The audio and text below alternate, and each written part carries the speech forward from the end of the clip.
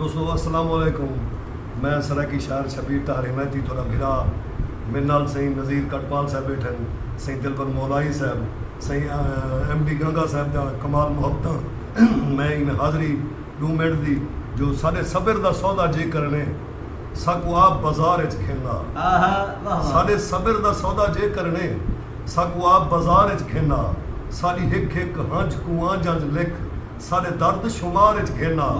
रख आखिर विच कोई मसला नहीं पर यार कतार च घेना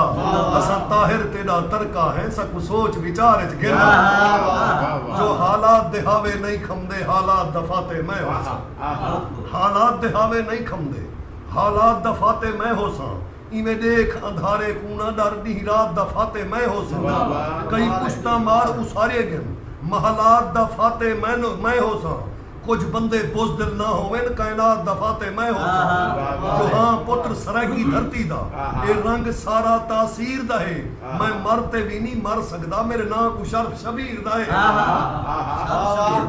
जो मैं मरते भी नहीं मर सकदा मेरे नाम को शर्फ शबीर दा है तेरे हथे मौत लिखा वंज मौत दे भेज कचावे दे जना हूँ इंसान बराबर देना दैनी मांग डरावे दे मैं टावा जित भी वंज लावा तू मुंढे मार हलावे दे मेरे लेख नसीब च सोका नहीं घिन अपने सोका सावे दे हाँ जो जै हक मारा मजलूमे दा जालिम को उबरण ना दे सा कहीं धी दा सिर जे नंगा था मैं सिज को उबरण ना दे सा सही